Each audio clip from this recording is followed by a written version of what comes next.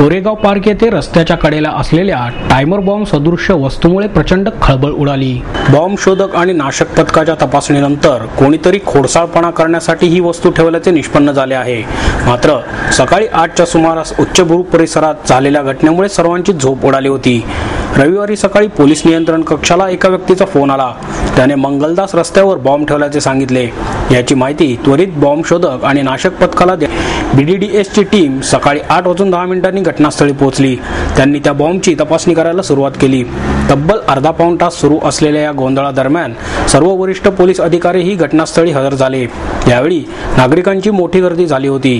परिस्थिती लक्षात घेत रस्त्यावरची वाहतूक काही वेळ थांबवण्यात आली होती।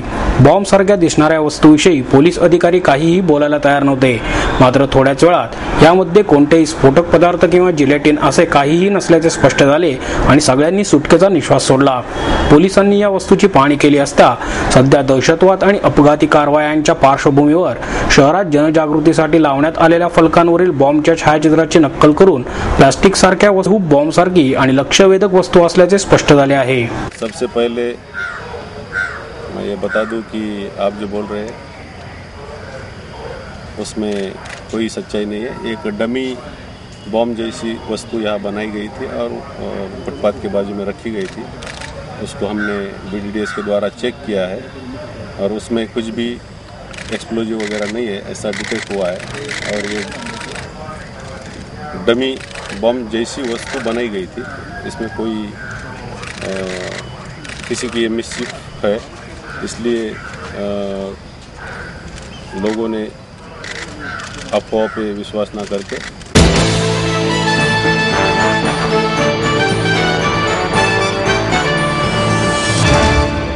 घोरपडीतील तिहेरी हत्याकांड मुलाच्या हातूनच घडल्याचे उघडकीस आले आहे। डोक्यात हातोडा घालून खून केल्याची कबुली मुलगा विश्वजित मसलकर याने पोलिसांना दिली आहे। त्याने हा कट रचून खून केल्याचे तपासात निष्पन्न झाले आहे। विश्वजित मसलकर याने आई शोभा, पत्नी अर्चना आणि मुलगी किमया यांचा खून करून दरोडा टाकल्याचा खोटा देखावा निर्माण केला होता। मात्र पोलिसांच्या चाणाक्ष नजरेतून ते सुटणे शक्य नव्हते। पोलिसांनी घटनेच्या दिवशी रात्रीच त्याला ताब्यात घेऊन घटनेचा उलगडा केला। घटनेचे गांभीर्य लक्षात घेऊन 7 पोलीस ठाण्यांचे अधिकारी या तपासकामी कार्यरत होते। न्यायालयाने त्याला 7 दिवस पोलीस कोठडीमध्ये ठेवण्याचे आदेश दिले आहेत। चोरीचा बनाव दाखवण्यासाठी विश्वजित याने 1 मंगळसूत्र, 3 सोन्याच्या लहान अंगठ्या, 3 लहान बदाम हे घरातील एका फोटो मागे लपून ठेवलेले होते। पोलिसांना त्याने ते काढून दिले आहेत। विश्वजित याचे त्याच्यासोबत कंपनीमध्ये काम करणाऱ्या एका युवतीसोबत 2 वर्षांपासून प्रेम संबंध होते। त्याला त्या मुलीशी लग्न करायचे होते। मात्र तो विवाहित असल्याने ती मुलगी लग्नाला तयार नव्हती। पत्नी अर्चनाला विश्वजितच्या या प्रकरणाची माहिती झाली होती। त्यावरून त्यांच्यामध्ये सतत वादावादी होत होती। त्याने जून 2012 मध्ये अर्चनाशी भांडण करून तिला घराबाहेर घाकलून दिले होते।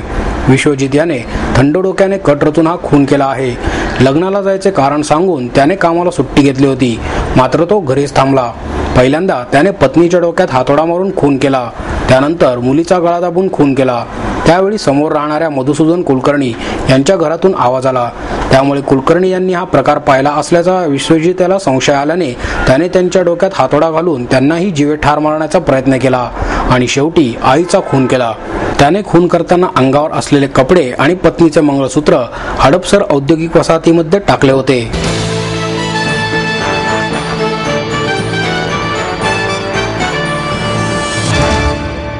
पुणे महापालिकेचे क्रीडा धोरण क्रीडा समितीचे अध्यक्ष अविनाश बागवे यांनी जाहीर केले।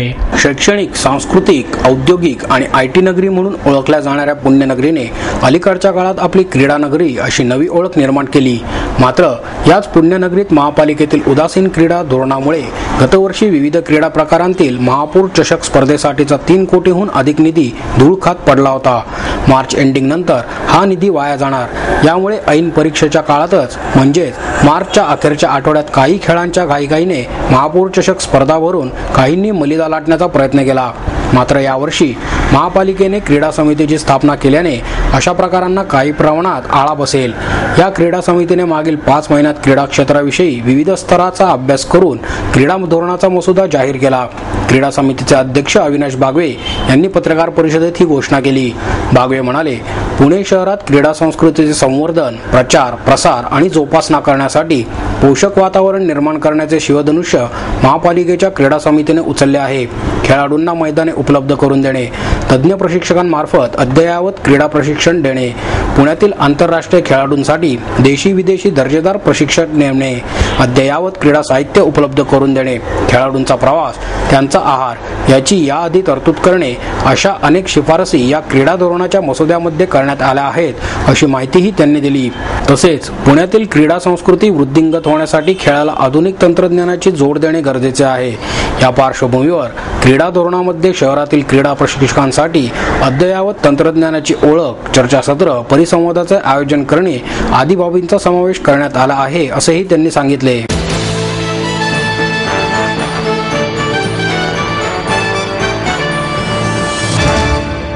PN Gadgil jewellers and Dajikaka Gadgil enterprise यांच्या वतीने सिल्वर स्टाईल सादर करण्यात आले आहे. पारदर्शकता, गुणवत्ता आणि प्रामाणिकपणा यांची अजोड परंपरा असणाऱ्या PN गाडगीळ ज्वेलर्सने सोने आणि सोन्याच्या दागिन्यांमध्ये स्वतःचा मानदंड प्रस्थापित केला आहे.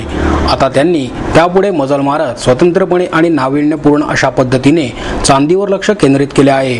गेल्या दशकभरापासूनच्या वाटचालीमध्ये त्यांनी सिल्वर स्टाईल हे त्या दिशेने टाकलेले पहिले पाऊल ठरणार आहे. चांदीचे प्रमुख वैशिष्ट्य म्हणजे विविध समारंभांना चांदीचे दागिने परिधान करता येतात आणि कोणत्याही आउटफिट आणि कपड्यांवर तसेच कोणत्याही प्रकारच्या त्वचेला, रंगाला हे दागिने शोभून दिसतात. क्लासिक, स्टायलिश आणि टाइमलेस चांदी असेल तर त्याचा हव्या त्या ठिकाणी उपयोग होऊ शकतो. सिल्वर स्टाईलमध्ये नेमके हेच जादुई क्षण टिपून नाविन्यपूर्ण अशी चांदीच्या दागिन्यांची श्रेणी सादर केलेली आहे. सिल्वर स्टाईलमध्ये आकर्षक आणि परवडणारे दागिने सादर करण्यात आले असून त्याची किंमत 500 रुपयांपासून पुढे आहे. त्यामध्ये नाविन्यपूर्ण अशा डिझाईन्सची मालिका आणि निवडीचे भरपूर स्वातंत्र्य PN गाडगीळ ज्वेलर्सच्या वतीने उपलब्ध करून देण्यात आले आहे. त्यामध्ये सुंदर बांगड्या, कर्णफुले, गळ्यातील हार हे मार्कासाइट ज्वेलरी मार्कासाइट या काळ्या रंगाच्या नैसर्गिक दगडापासून बनवण्यात आलेली आहे. चांदीमध्ये खरं लोकांना इंटरेस्ट खूप होता. गेल्या वर्षभर बघतो आपण ट्रेंड की लोकांना चांदीमध्ये दागिने घेण्यात ही उत्सुकता होती. चांदीचे दागिने खरेदी जोरात चालू आहे. पण आपल्याला कुठे असा एक प्लॅटफॉर्म होता की सिल्वर ज्वेलरी म्हणजे काय. प्रत्येक म्हणून सिल्वर ज्वेलरी, पण ही कॅटेगरीमध्ये थोडं काय म्हणणं गोल्ड ज्वेलरी, पण त्यात काही प्रकार असतात. त्या महाराष्ट्रीयन ज्वेलरी असते, बंगाली ज्वेलरी असते, त्यामुळे ज्वेलरी राजकोटची असते, कुंदन असते. असं चांदीमध्ये काय. त्यामुळे आमचा हा प्रश्न उत्तर म्हणून आम्ही केलं एक ब्रँड तयार सिल्वर स्टाईल, की ज्यामध्ये स्टायलिश ज्वेलरी इन सिल्वर हा मागचा याचा लॉजिक होता. आणि यामध्ये जी ज्वेलरी मिळते सोन्यामध्ये तसंच प्रकार तुम्हाला चांदीमध्ये उपलब्ध करून द्यायचा प्रयत्न आहे. सिल्वर स्टाईलमध्ये फॅशनेबल ज्वेलरी आहे, इटालियन ज्वेलरी आहे, त्यामध्ये कुंदन ज्वेलरी आहे, त्यामध्ये जयपूर ज्वेलरी आहे, त्यामध्ये डायमंडची ज्वेलरी आहे, रिअल डायमंड आणि सिल्वर ज्वेलरी आहे, त्यामध्ये मार्कासाइट ज्वेलरी आहे, त्यामध्ये सोरावस्की ज्वेलरी आहे. असे अनेक प्रकारे डिझाईन कलेक्शन आणि ज्यामध्ये की काय तरुण मुलीपासून आजीपर्यंत जी ज्वेलरी सगळ्यांना अपील होऊ शकेल आणि स्वतः वापरण्यासाठी ज्वेलरी लोक घेतील असा मागचा एक ऑब्जेक्टिव्ह होता. कारण ज्वेलरी अनेक दिवस बघा होतं लोक घेत होते गिफ्टिंगसाठी किंवा आपलं आलं खरेदी करता आवडलं म्हणून घेतलं. पण आता स्पेशली लोक सिल्वर ज्वेलरी घेणारे दुकान यायला लागलेले आहेत आणि त्यांना डिझाईन, त्यांना पॅकेजिंग, त्यांना एक स्टाईल हे सगळं हवं असतं. तर या सगळ्याचा विचार करून हा सिल्वर स्टाईल ब्रँड आम्ही लॉन्च केलेला आहे. सिल्वर स्टाईल ही आपली चांदीमध्ये बनलेली ज्वेलरी आहे. चांदीमध्ये ज्वेलरी आतापर्यंत आपण विकत होतोच, पण आता ती एका नव्या ब्रँडखाली आपण आणतो आहे आणि त्यात अधिकाधिक व्हरायटी, नवीन ट्रेंड, यंग जनरेशनला आवडेल अशा पद्धतीची ज्वेलरी त्यात येते. सगळी डायमंडची जी ज्वेलरी होते तेच सगळी डिझाईन्स, बरीचशी डिझाईन्स त्या चांदीमध्ये आपल्याला अवेलेबल होणार आहेत. आणि ही ट्रेंडी ज्वेलरी आहे. कॉलेज गोईंग स्टुडंट्स आणि वर्किंग स्टुडंट्स यांना, वर्किंग यंगस्टर्स यांना सहज खरेदण्यासारखी आणि सहज वापरण्यासारखी अशी ज्वेलरी आहे. आणि चांदीची ज्वेलरीला डिमांड हळूहळू वाढतो आहे. आम्ही गेली 2-4 वर्ष ज्वेलरी आम्ही चांदीची ठेवतच आहोत दुकानातनं, पण आता ह्या चांदीच्या ज्वेलरीचा ट्रेंड वाढतो असं लक्षात आल्यावर आपल्याला त्यात अजून जास्ती डिझाईन्स आणि हे ठेवता येईल आणि मग ती एका ब्रँडखाली आपण का करू नये, ती अनेक मॉल्समध्ये ठेवता येईल आणि त्याचा एक वेगळा सेक्टरच तो आहे म्हणायला हरकत नाही. त्याचा आपल्याला लाभ मिळेल.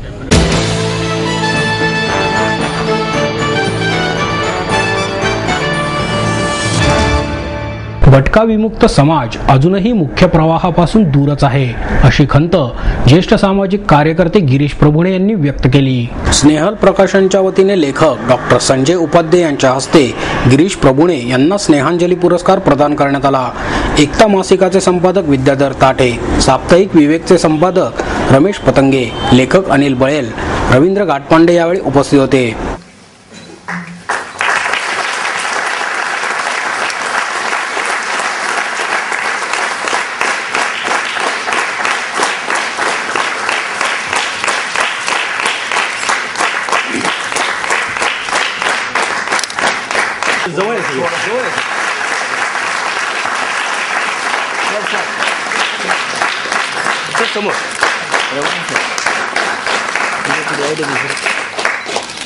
यावेळी पतंगे यांच्या लिंकन ते ओबामा आणि बळेल यांच्या त्या चौघी या पुस्तकांचे प्रकाशनही करण्यात आले.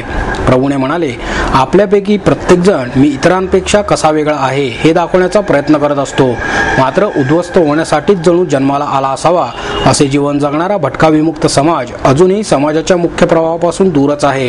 हिंदू समाजामध्ये प्रत्येकजण मी इतरांपेक्षा वेगळा आणि श्रेष्ठ आहे हे दाखवण्याचा प्रयत्न करतो, मात्र आज समाजामध्ये ज्यांना ओळखच नाही असा घटक आहे. भटके विमुक्तांच्या रूपाने हा घटक वाईट अवस्थेत जगत आहे. त्यांना समाजाच्या मुख्यधारेत आणून हिंदू म्हणून प्रस्थापित करणे, ती जीवन पद्धती त्यांच्यामध्ये रुजवणे अतिशय कठीण काम आहे. डॉक्टर उपाध्ये म्हणाले, सामाजिक कार्याला सरकारकडून मदत मिळत नाही.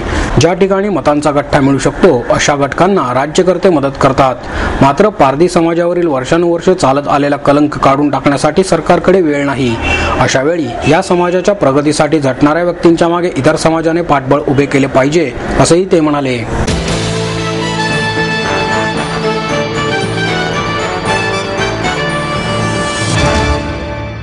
अनधिकृत बांधकाम करणाऱ्या घरमालकांकडूनच महापालिकेने केलेल्या कारवाईचे शुल्क वसूल करण्यात येणार आहे. यामुळे अनधिकृत बांधकामांवर हातोडा पडण्यासोबतच घरमालकाच्या खिशातून त्याचा खर्च घेतला जाणार आहे. ठेकेदारांच्या मशीन करता 35 रुपये आणि महापालिका मशीनने केलेल्या कारवाई करता 20 रुपये प्रति चौरस फूट प्रमाणे भरावे लागतील, असा निर्णय पुणे महापालिकेच्या वतीने घेण्यात आला आहे. तळजाई पठारावर अनधिकृत बांधकाम पडल्यामुळे 11 नागरिकांच्या मृत्यूमुळे अनधिकृत बांधकामे पाडण्याच्या कारवाईला वेग आला. 5 दिवसांपासून आतापर्यंत 6 लाख चौरस फूट अनधिकृत बांधकामांवर कारवाई केली आहे. अतिक्रमण कारवाई करता महापालिकेचा लाखो रुपयांचा खर्च होत आहे. त्यामुळे अनधिकृत बांधकाम उभारणाऱ्या मालकांकडून शुल्क वसूल करण्याचा निर्णय घेण्यात आला. आतापर्यंत 6.25 लाख चौरस फुटांमधील 50,000 चौरस फूट अनधिकृत बांधकाम ठेकेदारांच्या मशिनरी आणि कर्मचाऱ्यांकडून हटवण्यात आले. यामध्ये संबंधित मालकाकडून 32 ते 35 रुपये प्रति चौरस फुटाप्रमाणे वसुली होणार आहे. तसेच महापालिकेकडून झालेल्या कारवाई करता 25 रुपये प्रति चौरस फूट घेण्यात येणार आहेत, असे महापालिकेच्या वतीने कळवण्यात आले आहे.